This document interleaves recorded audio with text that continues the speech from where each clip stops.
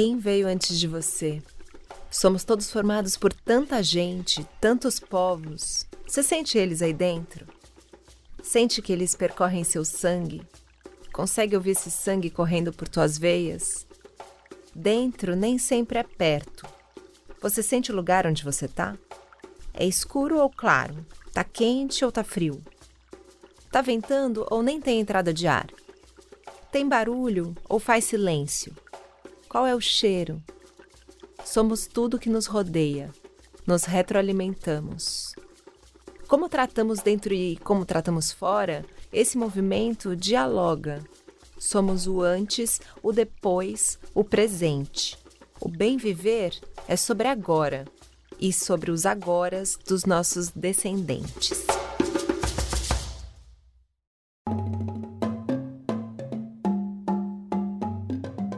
Olá, eu me chamo Aline Matuja, trabalho com meio ambiente há pelo menos 15 anos. Eu vou acompanhar convidados e convidadas a territórios urbanizados e, por vezes, bastante poluídos. E a territórios indígenas, ribeirinhos, quilombolas, no Rio Negro, no Rio Xingu, no Araguaia e no Vale do Ribeira. Percorreremos universos de texturas, cores, sabores, sonoridades e paisagens que, eventualmente, podem parecer bem distantes, mas que, na real, dividem moradia comigo e com você. Os nossos olhos vão se encontrar, nossas mãos vão se tocar, os ouvidos e bocas vão se conectar para a gente não esquecer. Nós compartilhamos do mesmo planeta, somos todos habitantes da casa, que só é casa porque também é floresta. Casa Floresta. Fique à vontade, mas não esqueça, ela também precisa do seu cuidado. No episódio de hoje, nós vamos encontrar jovens, mulheres, homens e anciãos dos povos indígenas de São Gabriel da Cachoeira, cidade que fica no Amazonas, na região conhecida por Cabeça do Cachorro, pelo seu formato no mapa. Cerca de 90% da população ali é indígena. Por isso, nós convidamos para estar ao nosso lado o Tucumã Pataxó, um jovem que transita desde a cozinha tradicional e contemporânea até as trends das redes sociais. Ele saiu da Bahia e encontrou a nossa equipe de gravação em Manaus, e de lá pegamos juntos um dos únicos voos que saem semanalmente da capital amazonense até São Gabriel, Rio Negro acima. Bom dia, Tucumã! Como você tá? Bom dia! Tô bem. Parece que foi ontem a nossa viagem, né? Pois é, já faz alguns dias que estivemos lá, toda aquela turma, visitando a região mais indígena do Brasil. Foi bem interessante, né? A gente tava pra quem não conhece, assim, a região mais indígena do Brasil. Se você olhar no mapa do Brasil, você vai ver aquela cabecinha do cachorro no mapa. A gente tava bem lá, na cabeça do cachorro, mais ali pro lado da gargantinha do cachorro, mas tava lá. Uma região de muitas fronteiras, de Sim. muitos povos, de muitas lutas, né? Sim, verdade. A cidade mais indígena do país possui, além do português, 4 idiomas cooficiais, sendo elas o Nhengatu, o Tucano, o Baniwa e o Yanomami. Pouco para uma cidade com 23 etnias nativas, mas muito diante do contexto do resto do país. E se em todo município as pessoas aprendessem a língua de um povo local? Seria um bom recomeço, concorda? Nós estamos indo ao encontro do bem viver, que tanto floresce entre os povos de São Gabriel da Cachoeira. Eles nos ensinam que cultuar a própria ancestralidade é um dos pilares que mantém a vida como um todo em equilíbrio. Na chegada lá em São Gabriel da Cachoeira, nós fomos recebidos pelo seu Luiz. A gente já chegou direto do aeroporto para aquele cenário, né? Um cenário de vida real.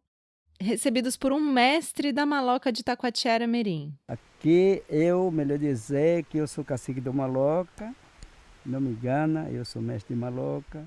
O Moisés, que é filho do seu Luiz e uma das lideranças de Taquatiara Mirim, acompanhou a nossa visita. Sou Moisés Banil, o pessoal conhece mais assim. Mas meu nome mesmo é Moisés Luiz da Silva. Então a gente está muito feliz de recepcionando você aqui pela notícia que você está vindo para conhecer a Amazônia, do Alto Rio Negro, São Gabriel da Cachoeira. E a gente, como o povo aqui, quando você tem felicidade, você tem amizade, você tem carinho, as pessoas reconhecem e conhecem também. Né? Então a gente viu que a gente estava muito feliz esperando isso que a gente ia para a floresta, você conhecer um trecho da floresta que a gente tem aqui. Como é que foi essa recepção para você, Tucumã? Você se lembra como foi? Eles serviram, como é que se chamava lá? O caxiri. A gente foi recepcionado tão bem. Assim que a gente chegou lá, a gente foi recebido com o caxiri, que é uma bebida fermentada à base de mandioca. Ela tem uma cor assim, meio marrom, né?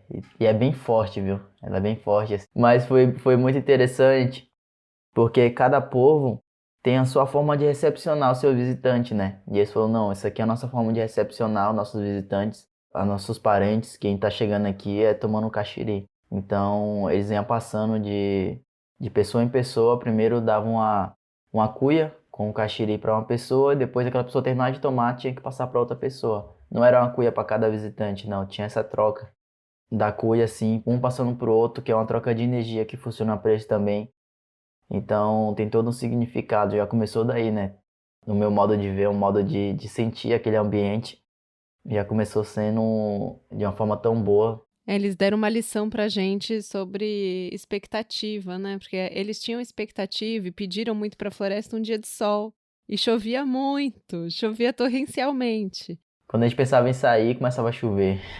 Nós estamos na floresta amazônica, e na floresta amazônica a gente não tem ponto certo e não tem ponto negativo. O que a gente tem aqui é você estar preparado com a paisagem que tem aqui. Tem momento que vai dar chuva, tem momento que vai dar o sol. Então essas coisas que... E nós estamos num período aqui que a gente considera ecologicamente, para povos indígenas aqui, esse período de março para agosto é período que dá época de chuva, né? Mas a gente estava muito feliz de ter organizado o espaço lá para recepcionar vocês aqui no espaço cultural nosso e depois levar para conhecer a floresta e aproveitar algumas comidas que a gente tinha preparado lá dentro da floresta e com essa força do tempo a gente não fomos beneficiados, né? Mas então a gente vai fazer outra preparação agora, a gente vai trazer as coisas que a gente preparamos lá. E enquanto isso, o pessoal vai fazer uma apresentação cultural para vocês aqui. Vamos falar algumas palavras. Seu Luiz, que deve ter aí para que uns 70 anos, ele guarda esse conhecimento e ele transmite esse conhecimento. Então, a alegria de nos receber ali era imensa dele. E ele nos recebeu, além de servir o caxiri, ele cantou, ele contou história, ele tocou a flauta. Conta para quem não esteve lá com a gente, o que é essa flauta baniwa?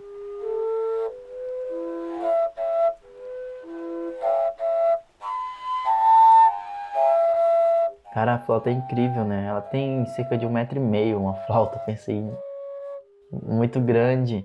E eu pensei que era de bambu, mas não. Ela tem um som que você faz a partir... Você não tem que nem a flauta tradicional assim que as pessoas conhecem.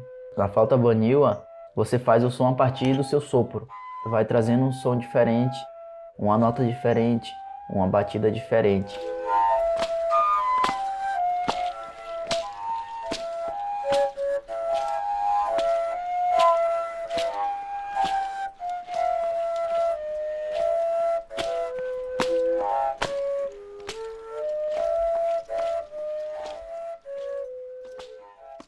Para saber um pouco mais da flauta, nós conversamos com quem convive com ela. É uma flauta? Qual o nome? Moisés vai falar sobre essa Moisés flauta. fala. Esse é o japurutu, é uma espécie de paxiúba. É um bambu? Não, É o... esse é o paxiúba que tem aqui na região do Alto Rio Negro. Ah. E aí tira a fibra que está dentro, aí deixa ele um tempo, ele já é ocado ali, já passa. Ah, ele já é ocado, né? Já. Cada gomo desse aqui é o que você tem que furar, né? É.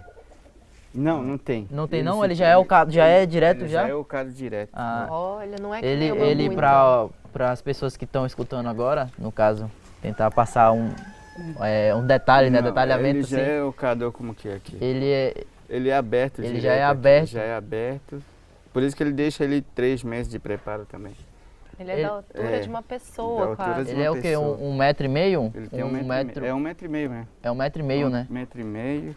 Mais ou E menos o de segundo altura. tem 10 centímetros também. 10 Aí centímetros. colocam breu dentro para começar a ter som. Tu conhece beril, parente? Tu conhece beril? Não, não. Aí colocam um breu aqui dentro que faz Sim, tampar o tronco aberto, né? sim. Aí faz aqui, coloca aqui, depois você coloca com um talo. Sim, Aí você pega a folha, coloca aqui, só coloca um trecho do breu aqui para ter o som. sim. Porque sem breu ele não tem som. Ele não tem som. Não. Sem breu ele não. É. Ele Mesmo fica breu da oco, né? defumação.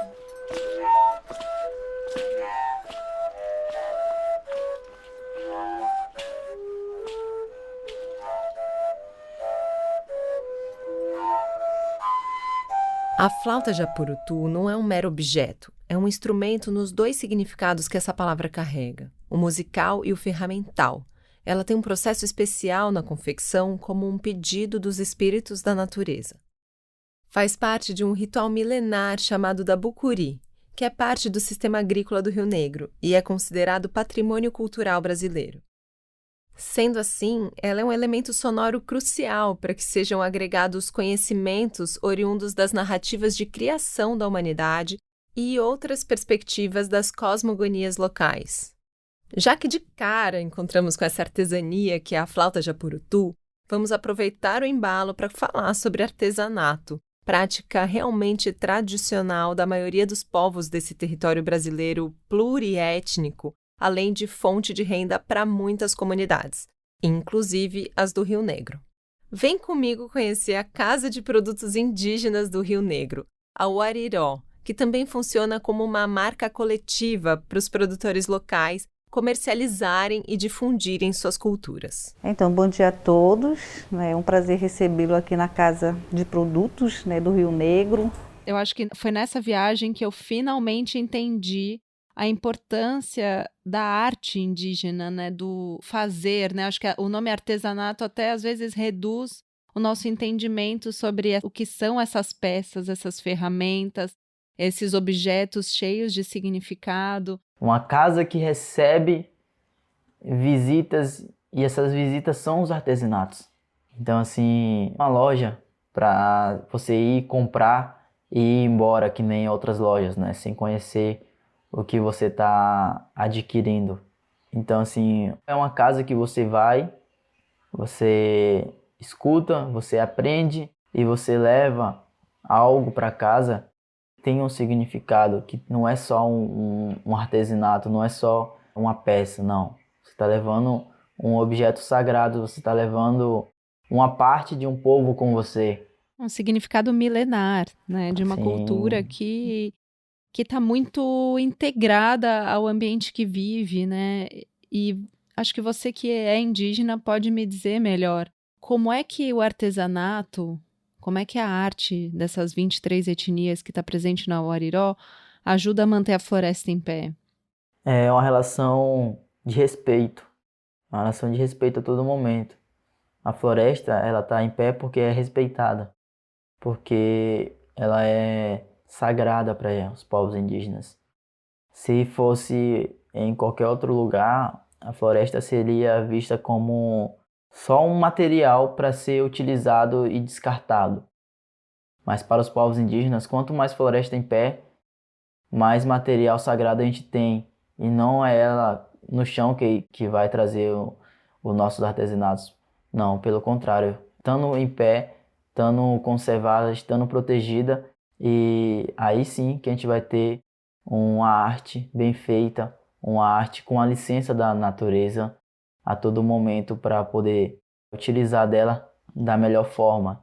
Para nos explicar o que a Uariró representa para os povos do Rio Negro, conversamos com a Dadá, do povo Baniwa, e com a Larissa, do povo Tucano, que são importantes lideranças na região. Sou Dadá, do povo Baniwa, né, natural da comunidade de Assunção do Içana, da região da Nadzuê. E essa casa, ela nos representa, né? Ela é uma parte da gente como mulher, como homem, como liderança, como jovem, porque é uma casa de diversidade de produtos indígenas do Rio Negro, né? Representando os 23 povos indígenas.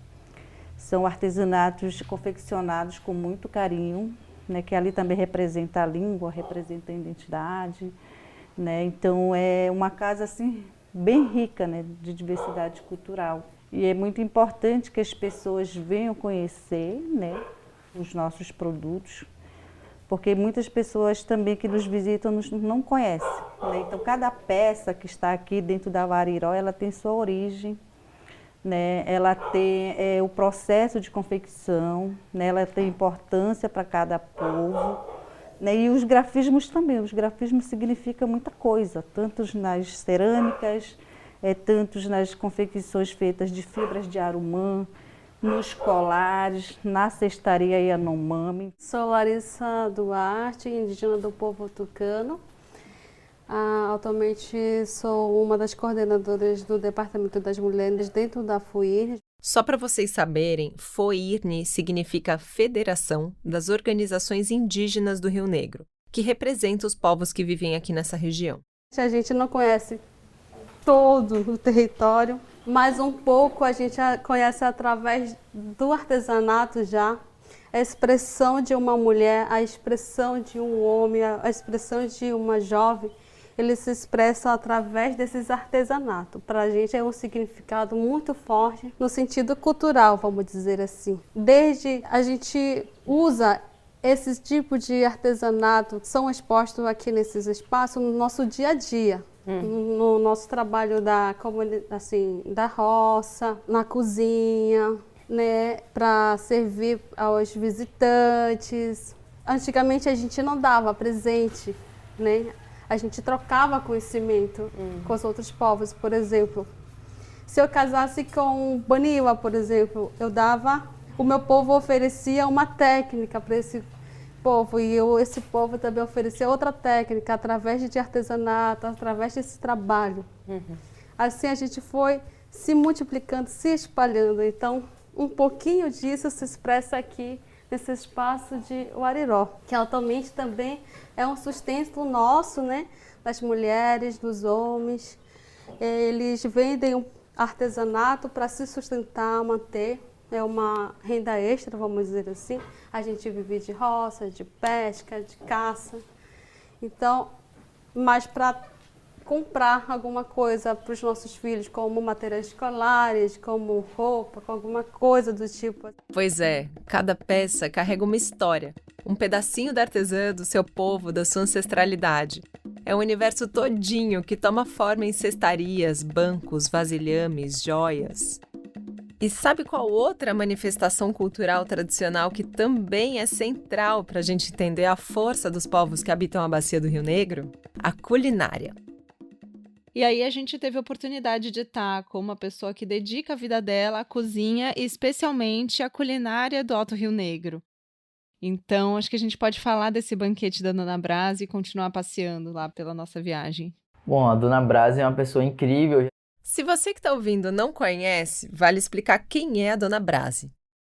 Ela é uma senhora muito simpática, cozinheira de mão cheia, de origem do povo Baré.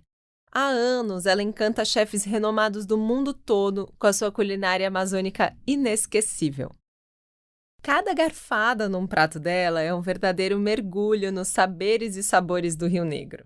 Ela tem até um livro publicado sobre o assunto. Se chama Cozinha Tradicional Amazônica. Vale a pena ir atrás para ficar mais íntimo desse outro universo degustativo. Já tinha escutado falar muito dela, né? Então, foi Sabe quando você conhece a pessoa, mesmo sem conhecê-la assim presencialmente, mas você já sabe quem ela é, a importância que ela tem. Ela tem um conhecimento muito grande da culinária rionegrino.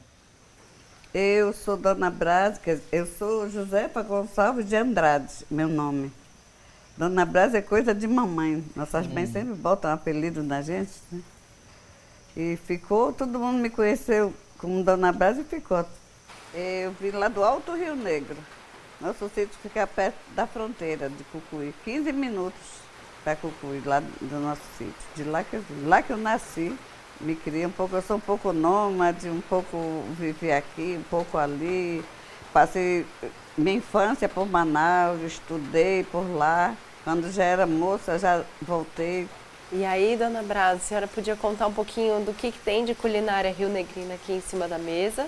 Fala mesmo essas invenções, o que foi a senhora que inventou ou de quem aprendeu? Não aprendi de ninguém.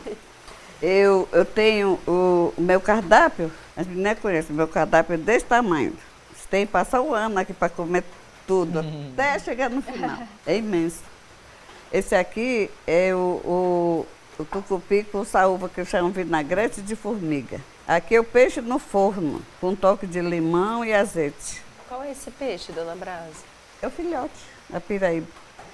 Esse aqui é o grelhado. Aí com a saladinha de feijão para acompanhar, no vapor, a bananinha palha, a saladinha verde e o carpaccio, a saladinha de cubio também.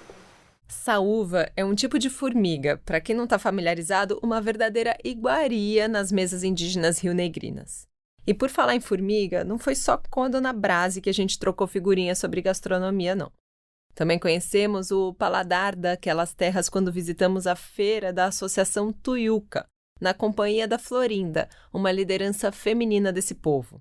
Bom, meu nome é Florinda Lima Orjuela. Pelo que vocês percebem, o sobrenome não é brasileiro, né? É mais colombiano. Nome indígena é Diá, meu nome indígena. Florinda, você quer apresentar as outras coisas pra gente, comentando as coisas que a gente tem aqui? Vem cá ver. Agora aqui... Isso aqui é interessante, ó. Aqui a gente tem o quê? Tanajura fresca. Tiraram hoje, tão fresca que tá viva ainda. Gente, tá viva. É uma formiga enorme, de uns 2 centímetros, com asa. Aqui a gente chama de salva da noite, né? Porque ele voa só de noite. Eu ia perguntar, por que elas não estão voando mesmo? Tem um tempo, não, é porque tem um tempo especial, ela só voa depois da chuva. Isso. Ela só voa depois da chuva, então... Acho que ela derrama mais. E por que elas estão aqui? Por que elas estão aqui? Você tá perguntando por que elas estão aqui? Para entrar na boca, ó. Ela faz parte da culinária tradicional dos povos indígenas também. É bem conhecida também na cidade, geralmente as pessoas fazem muitos pratos também de restaurantes com ela. Mas aqui, se você quiser experimentar, você já pode pegar um aqui. Pode experimentar. Eu não tenho coragem, gente. Eu não tenho coragem. Tem que criar coragem. Ele tá viva, mas... Ela é... Tipo, vou as ver pessoas vocês. Gostam a torrada e outras que gostam assim viva mesmo, que eu acho gosto que eu gosto diferente, dela torrada. né? Eu nunca experimentei mais, que eu gosto dela torrada. É, né? Quem gosta dela viva pra gente fazer uma demonstração? Quem gosta dela viva? Só tirar a cabecinha dele, né? Ela abre, ó, acredito, e ela é um gostinho bem gorduroso, bem gostoso mesmo. Ela é diferente daquela salva limão, que tem um gostinho do ácido, né? Ela é um gosto mais... Ela misturou o gosto do beiju, mas ela tem um gostinho bem gordurosinho assim, sabe? É a proteína mesmo, animal assim. E aqui, em relação, aproveitando já engatando com o papo que a gente queria ter aqui, uma das perguntas que a gente queria fazer é na comparação do como era o modo de vida antes lá no território de vocês, né? No interior, e comparando com aqui. Lá era mais fácil vocês encontrarem esse alimento? Com como certeza. Era? Lá a terra era aberta, né? A gente não tinha divisão de terra, que nem aqui a gente tem. Lá era aberto, a gente ia onde queria, se metia no mato, procurando comida, manivara. Né? Manivara a gente encontra qualquer lugar, né? Agora esse daqui, como ele falou, já é por época a revoada dele. Esse daqui, lá como a mata é grande, né? Às vezes a gente derrubava só para ter essa comida para nós. Era mais fácil, em comparação aqui na cidade, né? Alô, amigo, feirante, produtor rural, familiar. Nós estamos tendo uma grande graça, né, de ter presente aqui nosso grande amigo Tucumã Pataxó, ele que vem da Bahia, isso, é baiano, aqui na feira, acompanhado pela Dona Brase, né, ele é chefe culinário, né? E aqui Dona Brase também é chefa culinária, portanto, ele está sendo acompanhada pela Dona Brase, e a Dona Brase vai explicando, né, os produtos da cozinha, como aqui nós temos vários produtos que pertencem à cozinha, que só eles conhecem, eles sabem para que serve. Por isso a Dona Brase vai acompanhando. E também, né, a equipe aí do Tucumã Pataxó, visitando pela primeira vez aqui à Feira Livre Indígena de São Gabriel da Cachoeira. Né? Sejam bem-vindos. Muito obrigado. Esperamos que tenham. Bem, com um anúncio desses, não dá para ter dúvida de onde estamos, né? Simbora conhecer a Feira do Agricultor de São Gabriel da Cachoeira com a Dona Brase. Tem um nome? É Feira do Agricultor. Vários povos misturados, certo? Sim. Aqui a gente tem farinha, temos... Tem a farinha, aqui, tem o beiju de goma. essa farinha, ela é bem parecida com a nossa farinha, a farinha do meu povo. Ela não é tão grossa, mas também não é tão... Não é tão grande, né? O gomo, mas também não é tão fininho. É tipo a farinha nossa mesmo de Puba. É bem amarelinha. E aqui a gente tem o beiju, o de goma e o seco, né? E o de massa. E o de massa. O de goma é branco e o outro bem amarelinho. Aqui é o tucupi, né? Qual a diferença, Dona Brasa? Esse tucupi aqui pode pegar? Para aquele tucupi mais amarelado. Esse aqui é o tucupi mais reduzido, ele. Ele é mais reduzido? É, tá bem mais reduzido. Então por isso que ele fica assim, a cor mais... Escurece a escura, cor, né? Assim. A cor mais escura. O tucupi, na verdade, qual é o processo dele? Ele é cozido para ficar... Então, quanto mais tempo ele passa ali no cozimento... Aí faz a redução dele. Mais reduzido, ele fica assim, mais escuro. Fica assim mais escuro, até se transformar em igual mel, para poder não fermentar mais. E assim, no caso, esse tucupi mais escuro, ele tem alguns pratos específicos que só utiliza ele? Ou pode usar qualquer um dos dois? Tem específico, eu sou reduzido para usar, para finalizar os pratos, dar uma gotinha dele, para fazer um vinagretezinho, bota um pouquinho. Bota um pouquinho dele, Sim. né? Aqui tem as pimentas bem Pimentas coloridas, variadas, né? É. Essa aqui também tem pimenta baniwa? Não, banil é pó. Esses aqui. Essa daqui, né? A pimenta baniwa, ela é... Banil é pó que eles fazem. É pó, né? Sim. Ela é torrada, depois moída. Moída, o E pilado. várias pimentas juntos também, né? Tudo junto, tudo assim, igual esse. Aqui tá o morupi, tá o curabi, tá um monte de tipo, espécie de pimenta. Tem pimenta amarela, Sim. verde, Cada laranja, um tem um nome. E cada uma com nome. É. Interessante. Comer é um ato de intensa conexão com o mundo ao redor. É quando as fronteiras entre nós se rompem. Colocamos o mundo para dentro. Por isso que é tão importante o acesso a uma boa alimentação, diversa e sem tantos processamentos, para que a saúde de fora seja a saúde de dentro. Como diz um grande poeta chamado André Bujanra, o mundo de dentro da gente é maior do que o mundo de fora da gente. Como conseguir isso sem um ambiente amplo e preservado? Um dos pilares do bem viver indígena é estar em um território que vive em equilíbrio com todos os elementos do ecossistema ao redor, sejam eles minerais, vegetais ou animais. Essa riqueza também precisa estar bem balanceada no território que é a nossa boca, o nosso estômago, o nosso corpo. Tucumã, como é que a alimentação tem um significado diferente para os povos indígenas? Porque assim, para muitas pessoas que provavelmente estão escutando a gente agora, para eles comer é um hábito alimentar só para fortalecer o corpo, né? Mas para a gente, povos indígenas, o comer vai além disso, né? Vai para alimentar o nosso corpo, mas primeiramente também tem alimentos que alimentam principalmente nosso espírito, nossa alma. Então assim, o que é o comer, o que é a alimentação para os povos indígenas, no olhar de vocês? Quem nos respondeu foi a Luciene Lima, coordenadora do Departamento de Negócios Socioambientais da FOIRN, e a Natália, que é bióloga e analista socioambiental do ISA e que vive em São Gabriel. Então, bom dia a todos. Sou Luciane Italiano, vegetariano. Aqui você, na cidade, vai ver cada um no seu canto, né, nas suas casas. Mas quando você vai na comunidade, tudo é compartilhado, desde o mingau da manhã, o almoço, o jantar. Então, um pouquinho que você tem é oferecido para a comunidade toda, é o partilhar. Então, isso também é cultural dos povos, né, do nosso povo, essa acolhida. Quando chega o anfitrião, a acolhida é o alimento, né, a acolhida, a recepção, mas é o acolher, né? Eu acho que para nós o sentido do acolhimento, não só o abraço, não só o aperto de mão, mas é a partilha do que nós comemos, né? Então eu só vou oferecer aquilo que eu como.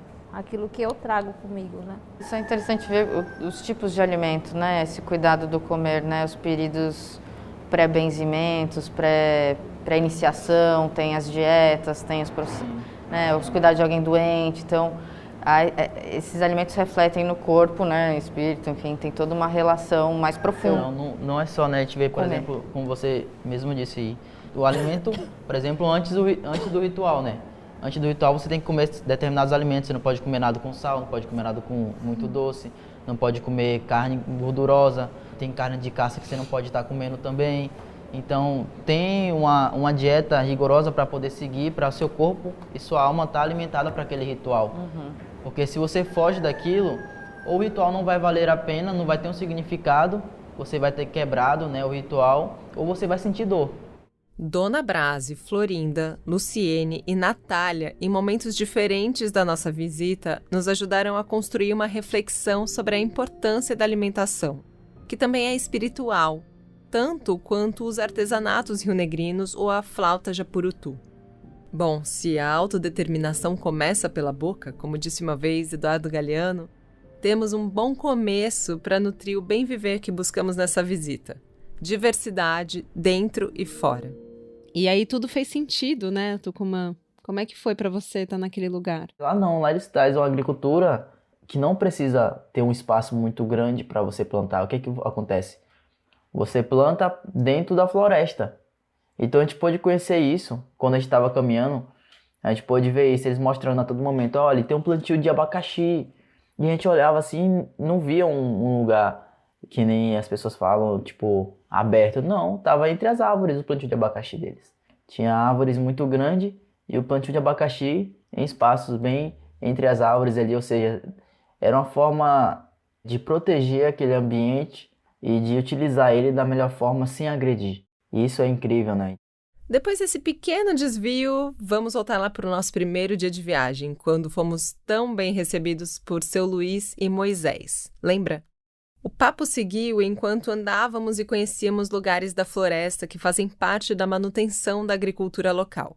Aqui estamos chegando, só aqui, passando pela parte da roça. Abacaxi. A roça só de abacaxi. Caminhada de uma meia hora até lá. E para você ter ideia como que é plantado dentro do mato, da floresta. Não é desmatado para você plantar, não é limpo. Curioso, se você olha aqui, a gente vê muitas árvores altas e muitos matos sem ser a plantação de abacaxi. Ele é plantado embaixo desses matos, né? Isso.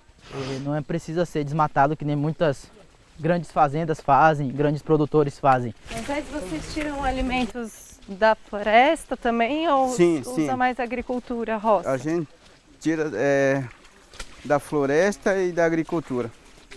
É o que mais a gente faz aqui, né?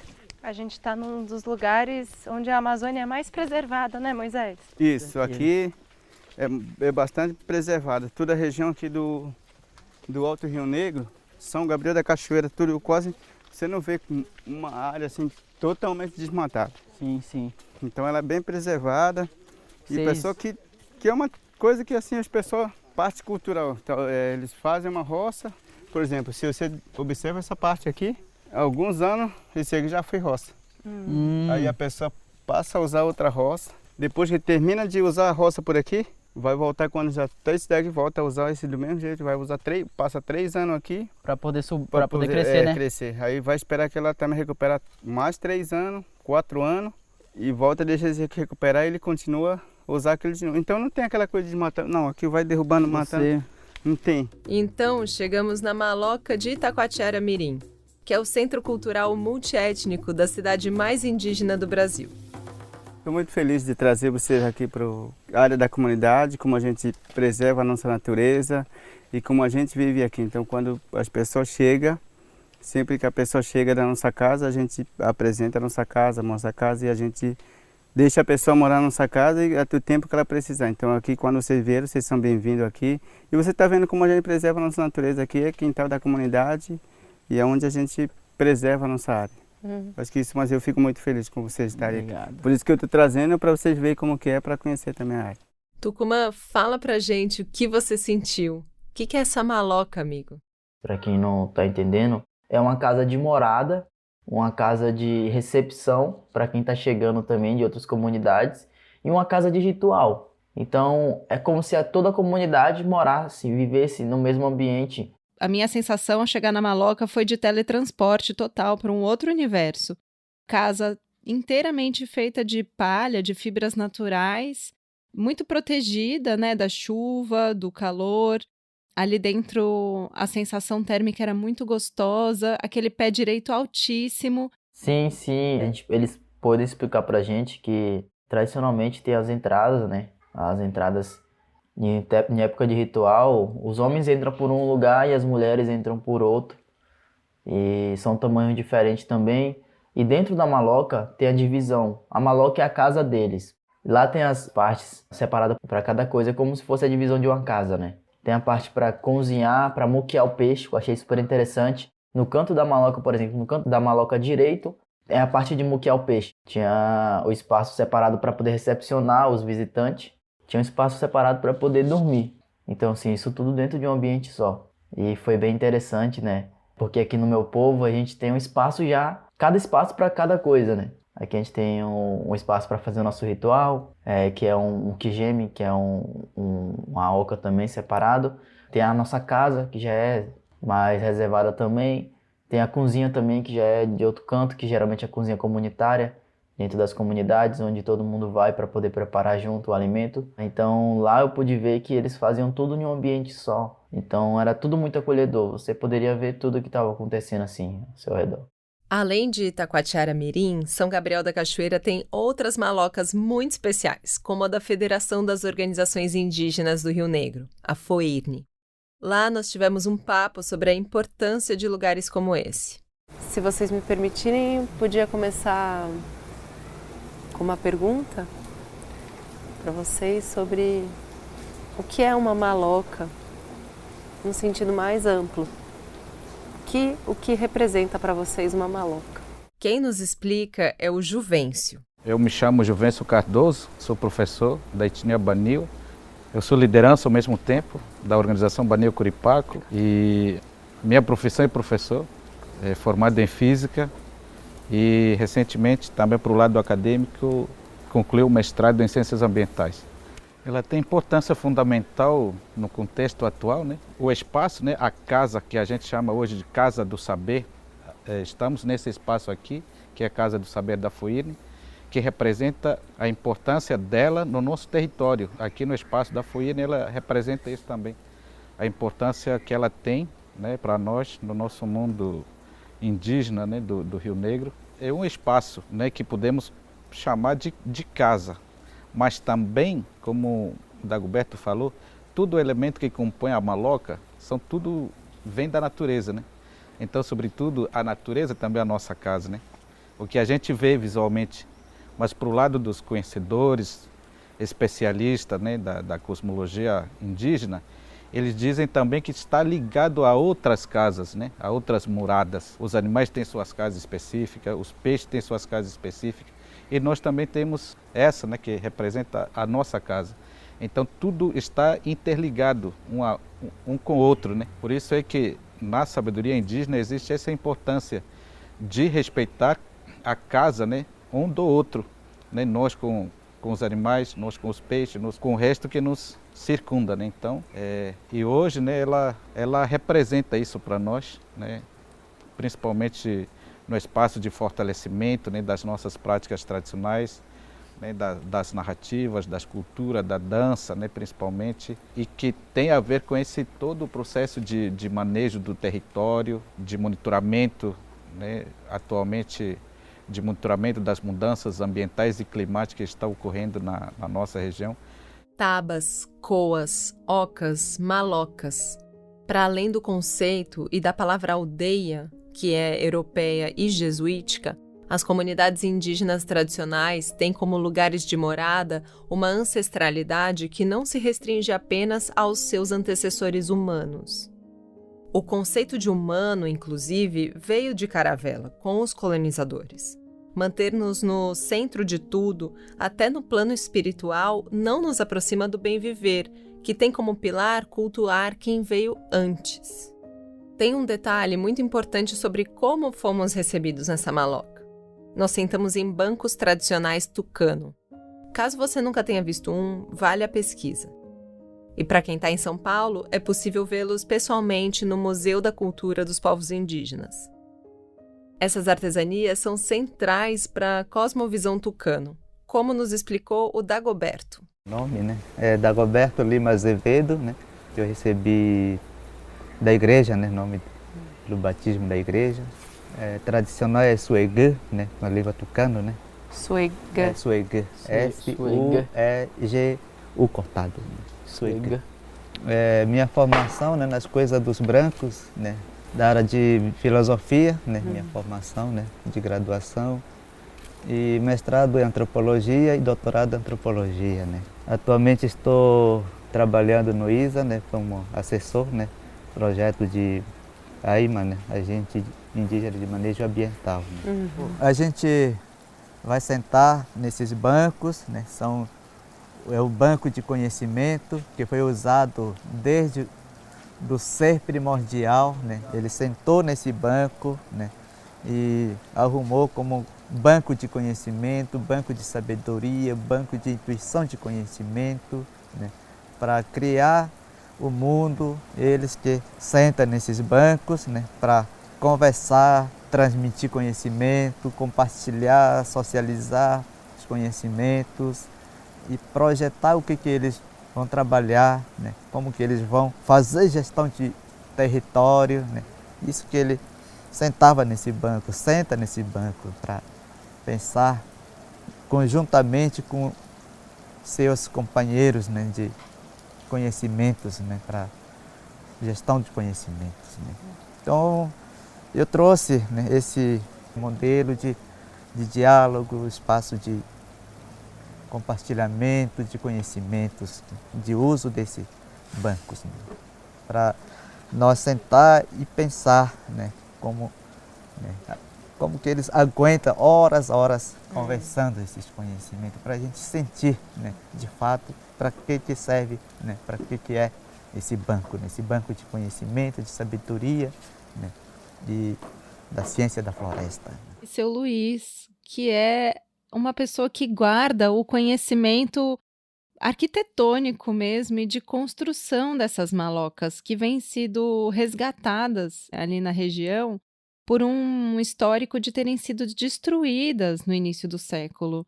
Elas praticamente foram perdidas, porque o que a gente aprendeu lá, eu estou me lembrando aqui, é que o modo de viver essa organização interna da maloca não era condizente com a cultura colonizadora daquela região, né, com que os missionários jesuítas estavam pregando e desejando para aqueles povos. Então, as malocas foram destruídas e substituídas por uma forma não indígena, uma forma branca, europeia, de morar, né, de habitar, que é parecida com o que a gente vive hoje, cada um na sua casa.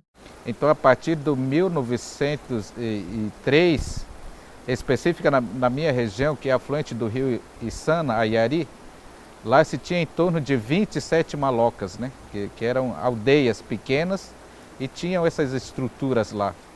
E a partir de 1927, teve diminuição, né, dessas casas. Foi registrado pelo Nimendaju também, né, em 1927, nessa região. E que, curiosamente, no início da década de 90 desse século, né, não se tinha mais nada, nenhuma casa nesse aspecto na região da bacia do rio Içana. E que ao longo do processo de fortalecimento do movimento indígena, né, no âmbito da educação escolar indígena, da política de saúde indígena e da demarcação do território indígena, é que também fortaleceu esse processo de reconstrução dessas estruturas, né? São espaços muito importantes no âmbito da valorização das práticas do manejo e do fortalecimento desses saberes. Então, a partir do momento que se projeta a fortalecer um saber, precisa-se de um espaço específico para isso. Então, a partir desse movimento é que surgiu novamente essa construção. Os movimentos indígenas vibram por estarem vivendo um momento de regeneração dos povos. Em 1492 não houve encontro. Em 1500 não houve encontro.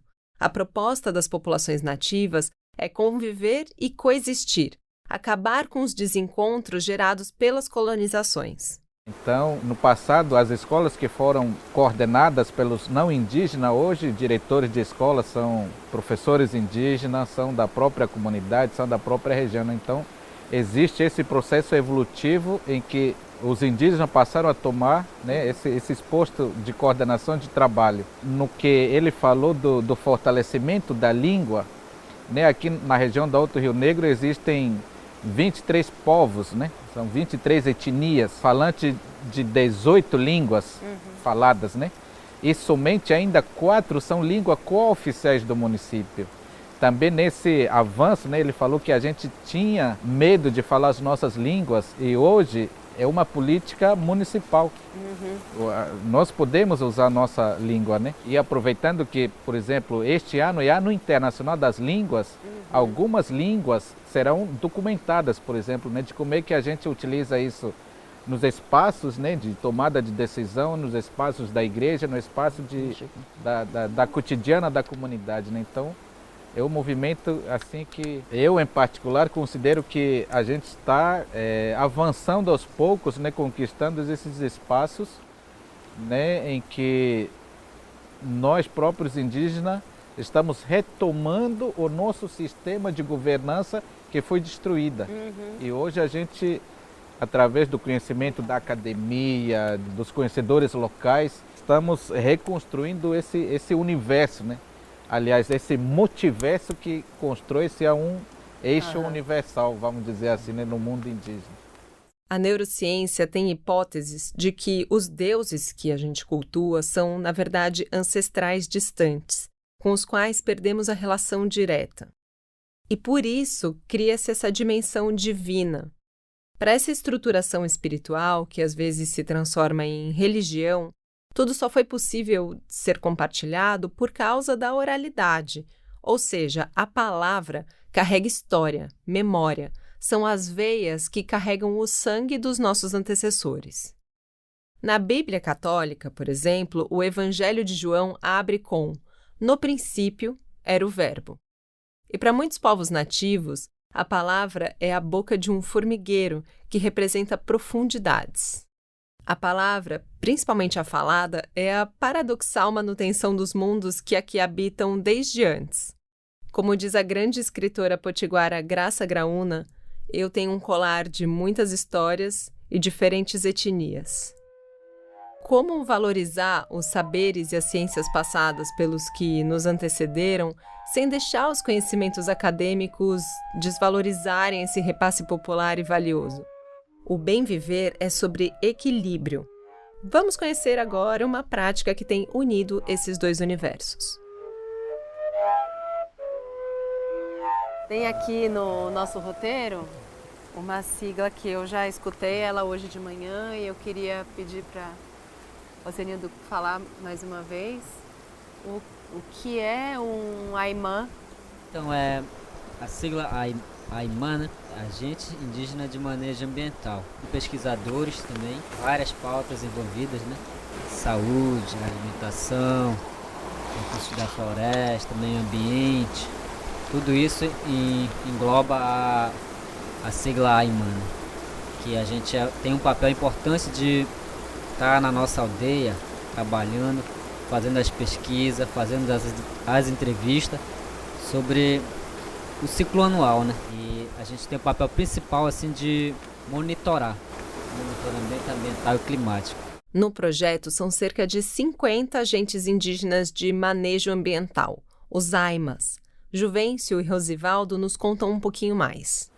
Então, essa coisa do monitoramento ambiental e climático, ele tem os seus objetivos estratégicos, né? Uma delas é acúmulo, né, constante desses dados que a gente vai observando.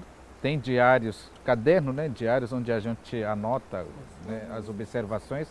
E tem o tablet, que é para facilitar essa sistematização de dados observados, né? Seja chuva, ciclo de constelação, né, aparecimento e migração de animais, peixe, e tudo que a gente for observando, a gente vai anotando. E algumas das minhas palestras eu falo que é comunicação ambiental indígena 5.0. porque aqui é que a gente produz esse conhecimento milenar. Então a gente tem essa metodologia de entrevistar os conhecedores locais, né, sobre a observação, a experiência que eles têm e a principal diferença que eles têm notado. E isso também é comparado com os dados que a gente vem registrando. É a tecnologia sendo usada da melhor maneira, nos reintegrar à natureza, ancestral viva que nos ensina o respeito às relações com os seres das diversas camadas de existência, inclusive a respeitar a morte. Porque a morte, diferente da aniquilação, faz parte dos nossos ciclos naturais. A aniquilação é uma intervenção, um desrespeito a esses fluxos, que gera crises. A crise climática é um sinal de que nós estamos perdendo a relação instintiva e direta com o corpo que nos gerou. Respeito às relações é mais um dos ensinamentos do bem viver. E o bem viver também é cuidar de quem cuida, como nós vimos no episódio 2, por exemplo. A Casa Floresta é um podcast de propostas de bem viver. Eu já ouvi monitoramento de território, mas de defesa, né? Contra a invasão de garimpeiros, madeireiros, grileiros, mas não uma observação das mudanças climáticas dentro do território. Isso é preciso ser ouvido, né? Isso precisa ser debatido nas grandes conferências, né? Sobre mudanças climáticas. Quem você acabou de escutar é a Samela, convidada do Tucumã, que nos acompanhou a viagem inteira. Vamos deixar ela se apresentar por si mesma. Vez ou outra, ela aparecerá nesse e em mais um episódio mais adiante. Olá, gente, eu sou Samela, San Sateremaué, sou do povo Sateremaué. É um povo daqui do Amazonas também, mas localizado no Baixo Rio Amazonas, na terra indígena Andiramaral, entre o estado do Amazonas e do Pará, próximo aos municípios de Parintins, Ibarreirinha e Maués. É o povo do Guaraná. E a nossa cultura também é um pouco diferente da cultura dos povos do Alto Rio Negro, né? Mas enquanto jovem mulher indígena que atua no movimento desde sempre, eu conheço bastante a cultura do Alto Rio Negro, dos 23 povos, da organização da FOIR, da organização do Instituto Socioambiental. E para mim é uma honra voltar a esse território, que é um território sagrado dos povos do Alto Rio Negro. É um prazer ter a sua presença e perspectivas para somar nos conhecimentos e trocas dessa viagem, Samela. Voltando aos Aimas. Se vocês pudessem dar um recado para os não indígenas, porque esse programa ele se destina aos não indígenas que não fazem ideia do que está acontecendo aqui, que anima eles a chegar junto dessa luta. Que recado vocês podem dar? O meu recado para os não indígenas, e o caminho através de vocês, nós estamos fazendo a nossa parte aqui no Alto Rio Negro, os povos indígenas aqui do Alto Rio Negro, fazendo nossa gestão do território com os nossos conhecimentos. Com a língua tucana, a gente chama de bacessé, né? É um dos conhecimentos para fazer gestão do território indígena aqui no Alto Rio Negro. Então, o que nós queremos, né, o nosso anseio, né, é que pudéssemos chegar um diálogo simétrico, né? Apresentando nossa ciência da floresta, ou ciência dos povos indígenas, ou teorias indígenas do Alto Rio Negro, né? Na roda, dentro da maloca, fizemos um enorme círculo de saberes, o qual vocês puderam sentir através da escuta nesse episódio. Tudo sustentado pelos bancos Tucano. Agora vamos conversar com a Natália, a analista do ISA que você conheceu mais cedo. Ela vai falar sobre um tema que pulsa de dentro para fora. A agricultura como responsável pelo equilíbrio territorial da vida em comunidade. Então, o que é o... A gente estava conversando sobre o sistema agrícola tradicional do Rio Negro, que é tombado e que é a base de sustentação de tudo que a gente vem conversando e visitando aqui. Queria que a Natália contasse melhor o que é esse sistema e por que ele é muito mais do que uma monocultura em linhas. Esse sistema tradicional agrícola, né, do Rio Negro, ele foi reconhecido, né, pelo IPHAN em 2010 como Patrimônio Cultural do Brasil, e no ano passado ele passou por um processo de revalidação, né, que é uma consulta que o IPHAN faz aos detentores para ver o quanto relevante e atual continua, né, esse patrimônio, esse conhecimento para os detentores, né. E esse sistema, né, ele foi colocado enquanto sistema porque ele abrange uma série de aspectos, né, que vem desde os conhecimentos das práticas de cultivo, dos conhecimentos para criação, né, e promoção da diversidade de plantas e cultivos e também dos conhecimentos associados aos instrumentos e à cultura material que apoia, né, o processamento, conservação, acondicionamento e transporte desses alimentos que estão sendo olhados aí nesse sistema, né? E aí, só detalhando um pouco mais, né, acho que o que a gente falou em algum momento, né, o Rio Negro ele é uma área com baixa produtividade, né, biológica, né, falando assim. Mas, ao mesmo tempo, ele é conhecido por ser um hotspot, né? Isso na biologia a gente fala que é um ponto de alta diversidade, né? Então, você não vê produções em grandes escalas, mas uma grande diversidade de espécies, né? Pela essa diversidade de paisagens, por essa antiga relação de uso da terra pelos povos tradicionais, de relação de trocas, né? Isso favorece a criação de variedades de mandioca, né? De variedades de pimenta, variedades de tubérculos, milho, né? Então, é uma região muito diversa. E isso se reflete nesse sistema tradicional agrícola, né? Casa Floresta, casa de sementes, casa de artesanato. É casa dentro dessa casa. Vamos conhecer agora mais uma dessas moradias de sabores, cheiros, culturas e sabedorias.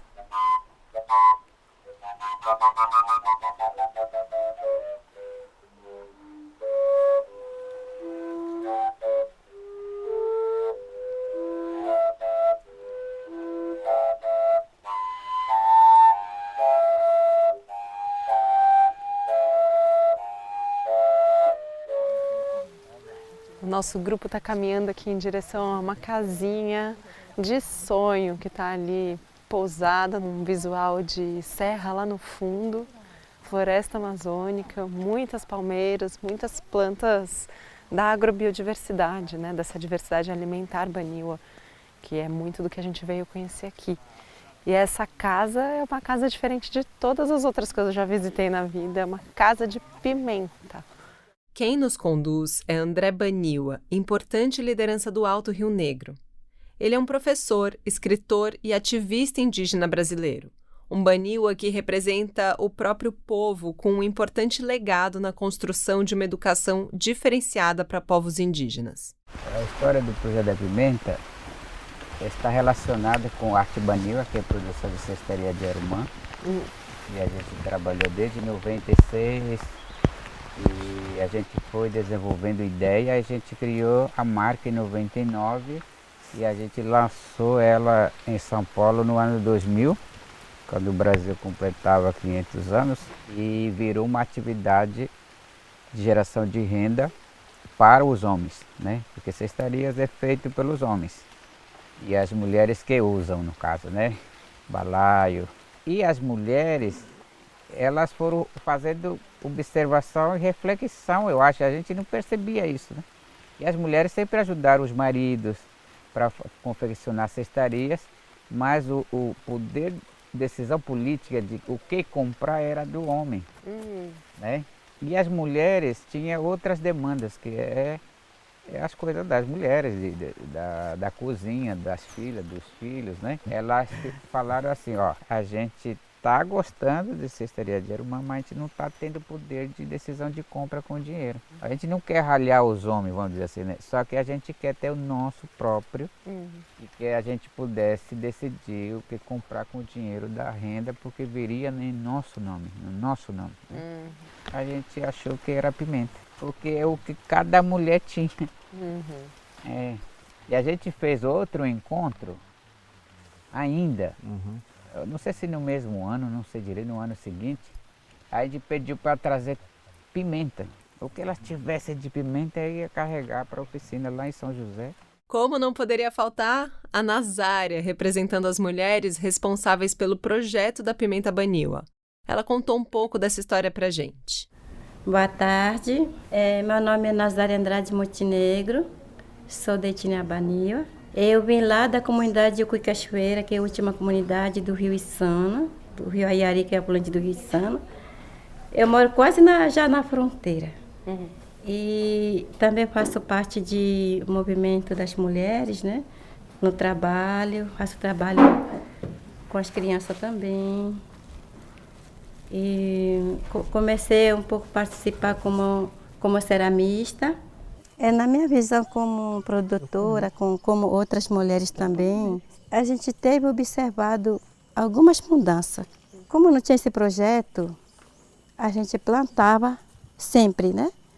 Porque ela é tão importante quanto antes do projeto ainda. A gente não compra assim com dinheiro, mas a gente faz troca com as coisas. A mulher que tem mais pimenta, ela troca com o vizinho, ela pode pegar uma peneira, um tipiti, uma roupa mesmo. A gente faz essa troca, né? Aí depois que teve esse projeto, que a gente pensou, como meu parente falou, incentivou muito mais pessoas, mulheres, tiveram incentivo de plantar, valorizar mais, cuidar mais, querer mais plantar, para poder ter alguma coisa, né? Para poder vender. Quando teve essa saída de venda, muita gente se interessaram.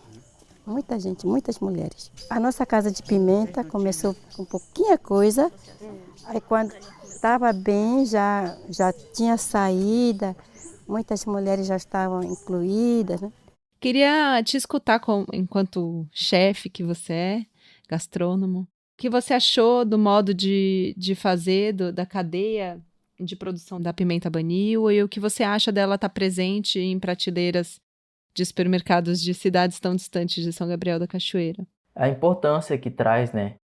O significado que traz essas pimentas, porque a pimenta baniwa é uma marca, né? É uma marca do povo baniwa. A pimenta murupi, se eu não me engano, o nome da pimenta.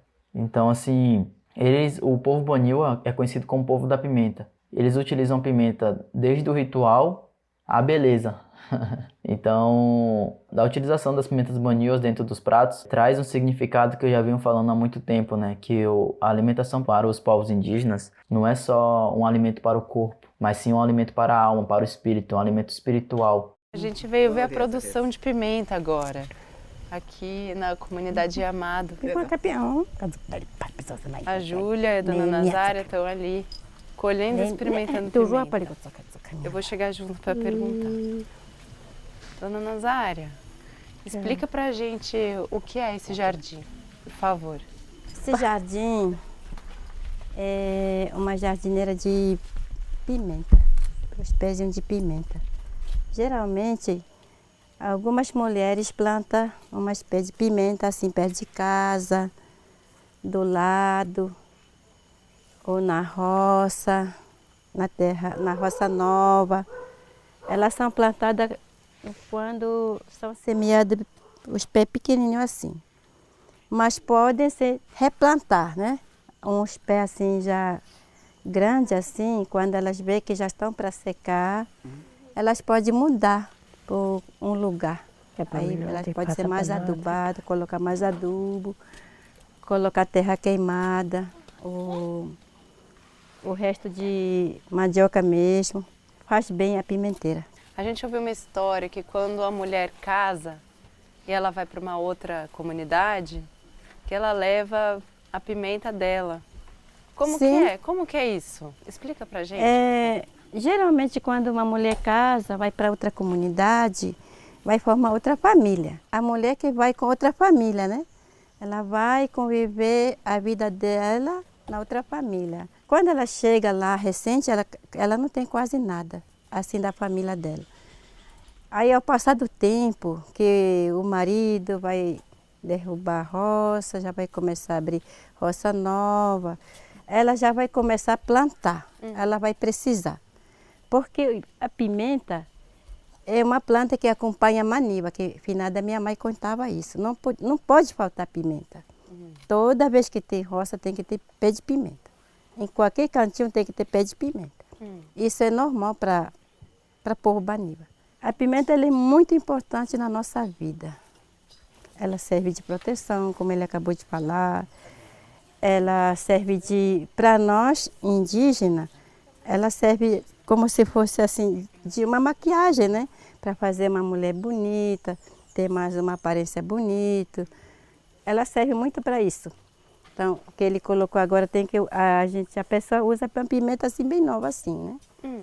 Para poder usar, ela é bem assim novinha assim, não pode usar esse aqui não, que ela arde muito.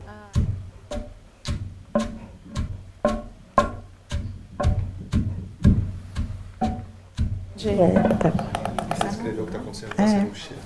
Vocês estão sentindo? Acho que eu tô... Que é pesado. A gente está sentindo coçar o nariz e um aroma ardidinho subindo aqui no ambiente, onde a Júlia pilou. Espirrei. Triturado. Triturado, né? Passou pelo processo de limpeza, foi selecionada, foi limpa, foi pro forno, ficou 3 dias, cerca de 3 dias ali secando, depois de seca, agora foi triturada no pilão, à mão, peneirada, agora o próximo processo está sendo agora peneirada. E traz um... É forte, né? Tipo assim, o aroma. E é o que a gente... Vocês acabam acostumando, né? Que faz parte do dia a dia, da cultura. Pra gente, que é a primeira vez aqui no ambiente... São Gabriel da Cachoeira respira bons ares, apesar da urbanização, porque está cercada de floresta. 90% da população é indígena e prova, na prática, o que muitos estudos já apontaram. Onde tem povos nativos, tem natureza protegida. Lá, a diversidade é que dá o tom e ela só pode ser transmitida de forma oral mesmo, né? Por isso que eu achei tão emocionante ver a juventude unida num projeto de comunicação, como foi na Rede Waiuri. Você falou muito sobre isso, né? Sobre a forma de transmissão. Sim, sim. Cada um tem o seu jeito de poder transmitir a sua cultura, o seu conhecimento. E o Waiuri é um grande exemplo disso, né? Não só local, mas a nível nacional, porque eles conseguiram transformar a rádio em um veículo de comunicação muito importante para as comunidades indígenas, para o conhecimento dos povos indígenas, para a necessidade dos povos indígenas. Então, assim, aqui a gente utiliza da internet, diretamente da produção de conteúdos para a internet, dos posts. Lá eles utilizam da rádio, que é algo muito presente dentro das comunidades, dentro da cidade, dentro do dia a dia das pessoas que ali moram, né? Então, assim, por exemplo, se fosse utilizado de qualquer outro veículo de comunicação, talvez não tivesse tanto alcance como tem ali de São Gabriel. Vai ser o arroz. Não sai daí não, daqui a pouco você curte 1 hora de música sem comerciais. FM O Dia.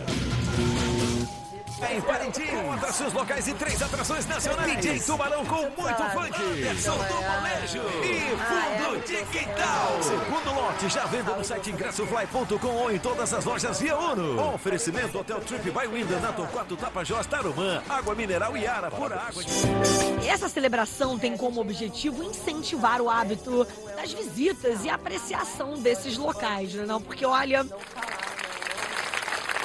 Eu costumo dizer que quem não sabe de onde veio, se perde por onde vai. Então, história é essencial na nossa vida.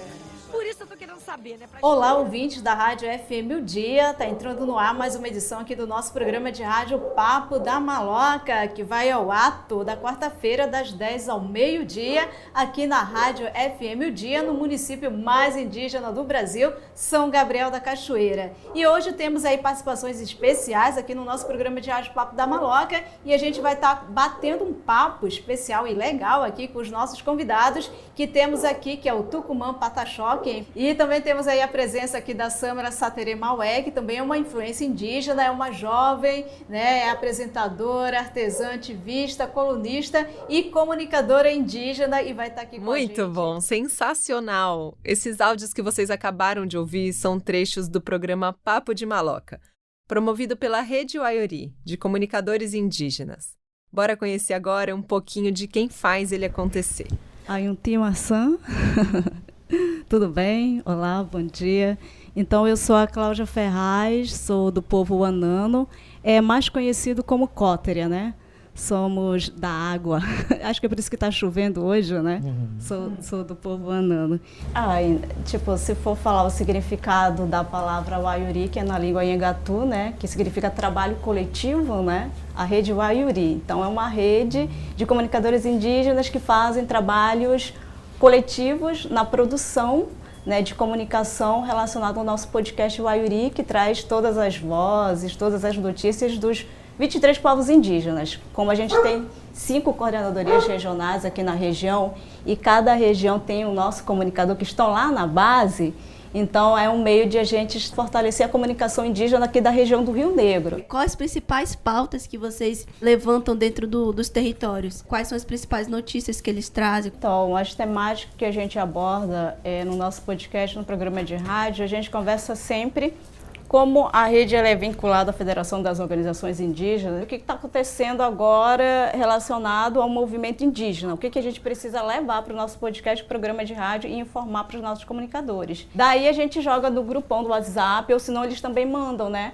Porque desde o início a gente sempre priorizou, assim, trabalhar junto com a gente a juventude indígena e as mulheres. Pautas maiores são relacionadas à saúde, né? Saúde indígena, a importância da saúde indígena, a questão da violência contra a mulher indígena, né? O que é violência, porque é um tema bastante delicado para nós, mulheres indígenas. Então a gente trabalha muito essas questões dos direitos, né? De nós, dos povos indígenas, porque às vezes também os nossos parentes não sabem nem quais são os seus próprios direitos.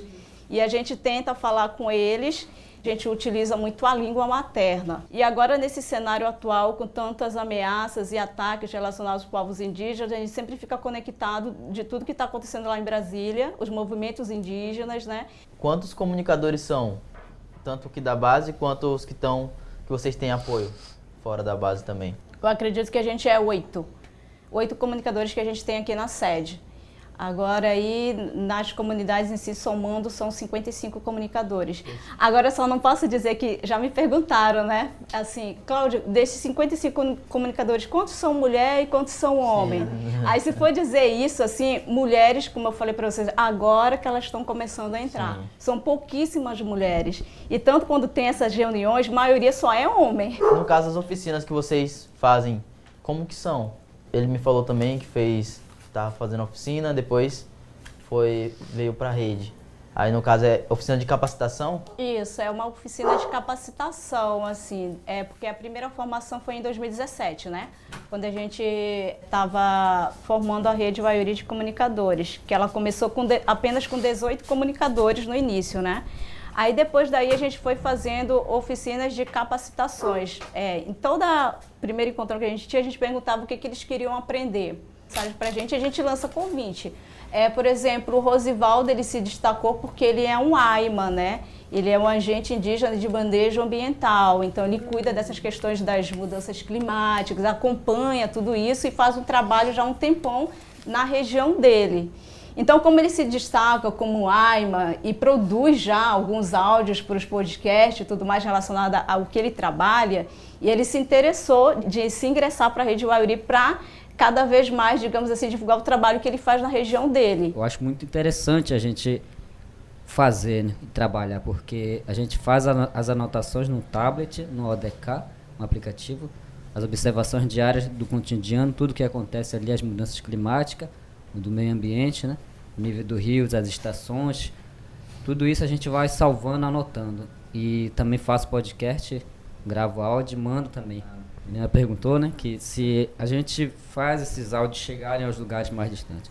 Com certeza a gente faz via todo tipo de comunicação, né? A gente faz para mandar os áudios. Eu compartilho também os áudios ali informativos, né? E é a nossa preocupação, né?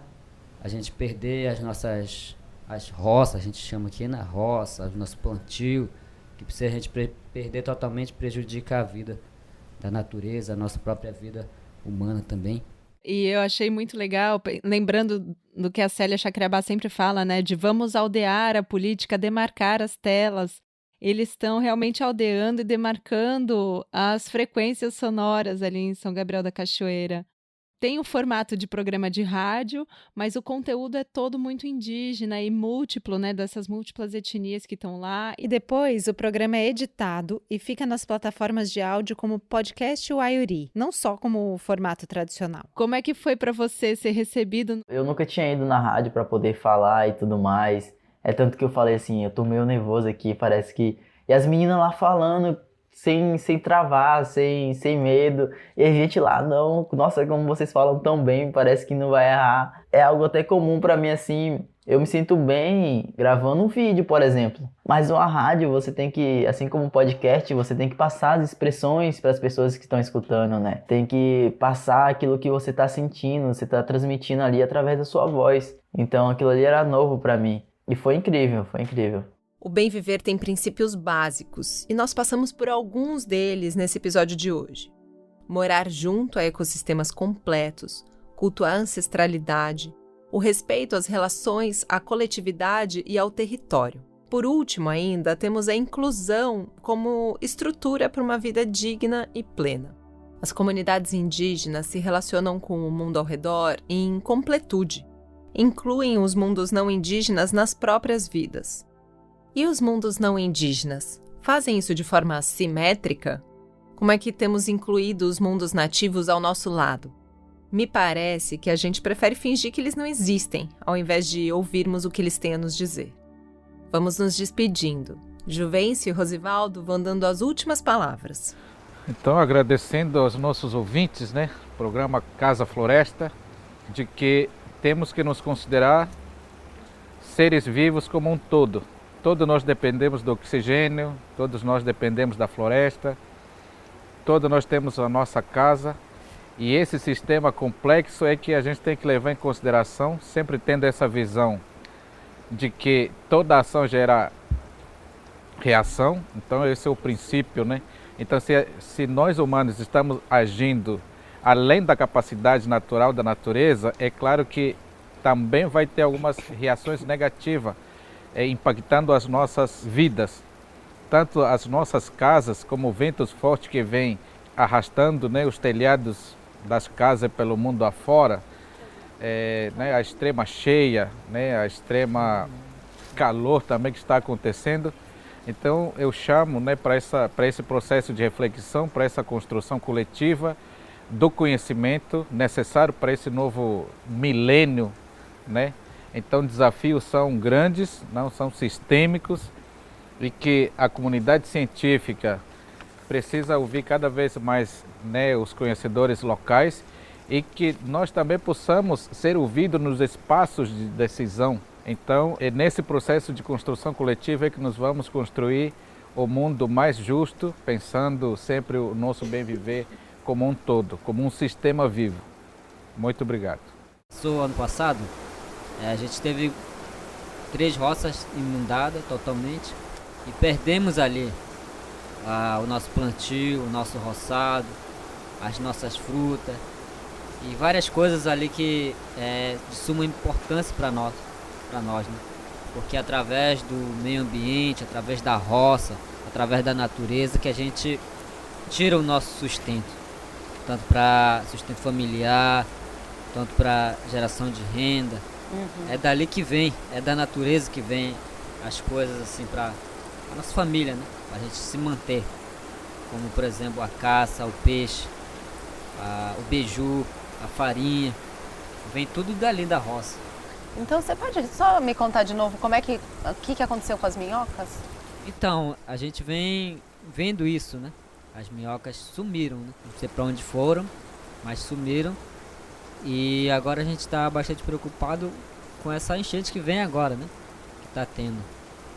O Juvencio falou que encheu bastante e lá na minha região está enchendo bastante também, e com certeza as minhocas não tiveram aquele tempo, aquela preparação toda para se reproduzir e fazer a sua cadeia, né? Essa história que você contou, eu acho que vai ser importante a gente colocar isso no programa, porque já ouvi muita gente reclamando que ninguém se mexe por causa de mudanças climáticas, que as pessoas não enxergam o impacto, né? É como se fosse uma coisa muito distante delas, como se assim, elas não se moveram nem pelo Covid, que estava aí matando todo mundo, quem dirá mudanças climáticas, né? Mas o seu exemplo traz uma coisa tangível, algo que a gente consegue imaginar.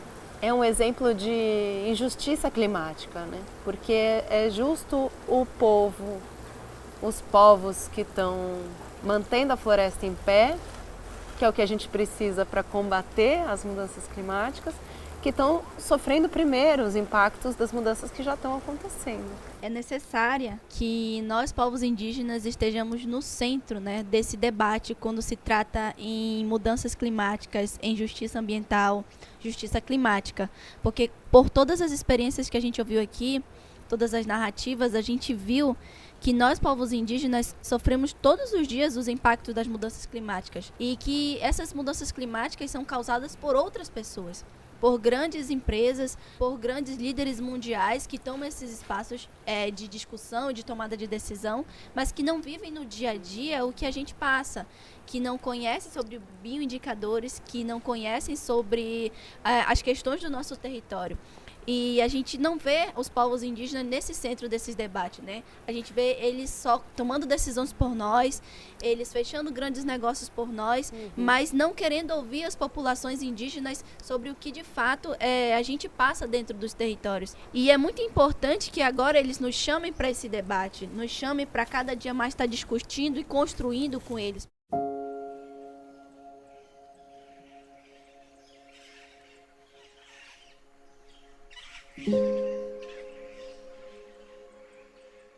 Chegamos nessa etapa da nossa trajetória por São Gabriel da Cachoeira, torcendo para que outros tipos de cidadania floresçam a partir dessa referência que vivenciamos. São muitos mundos e para que eles continuem existindo, precisamos continuar contando histórias. O Aru, que é uma história, o Aru é uma história para um povo, para alguns povos, que é quando a preguiça está subindo o alto do rio.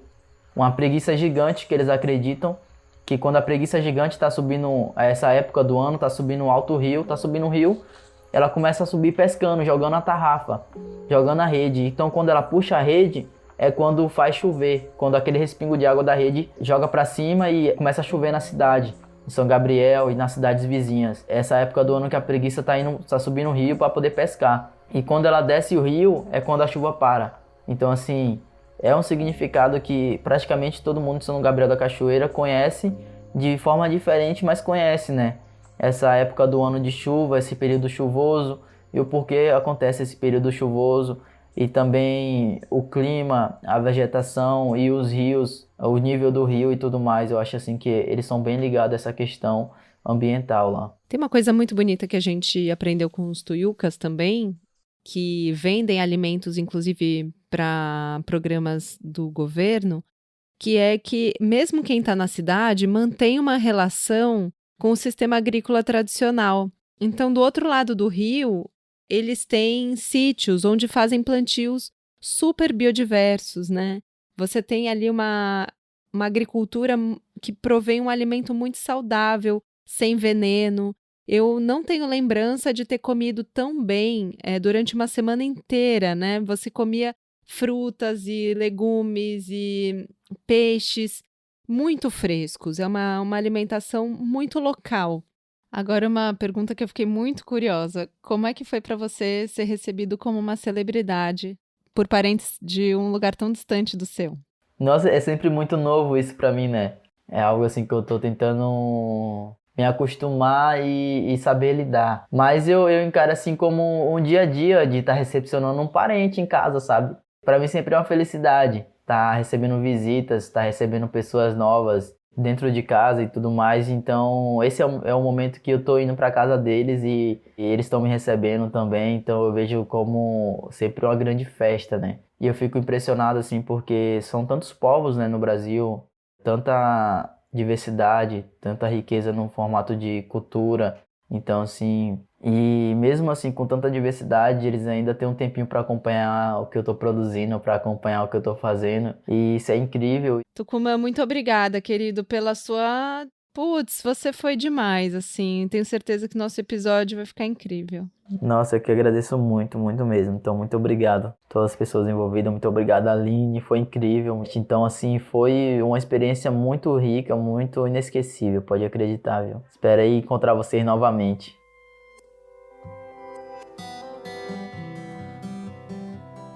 Agradecemos também a todos os povos que nos receberam em suas moradias.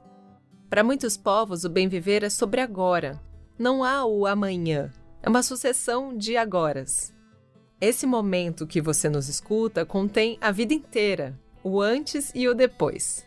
Você é o agora. A natureza é o agora. Nós somos o agora.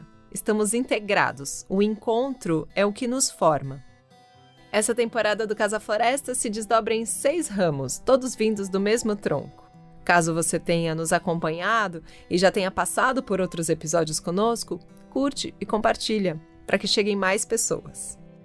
Caso esse seja o seu primeiro contato, sinta-se à vontade e desfrute. Há 3 outros episódios prontos para te receber.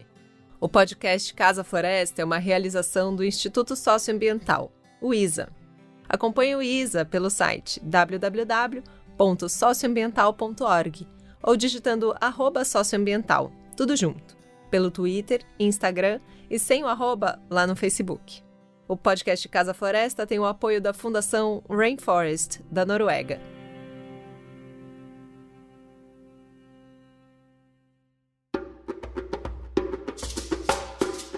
Esse episódio teve a apresentação de Aline Matulja, o convidado foi Tucumã Pataxó. A produção local ficou por conta de Ana Amélia Gontijo, Nayara Alice Bertoli, Natália Pimenta e Juliana Rada.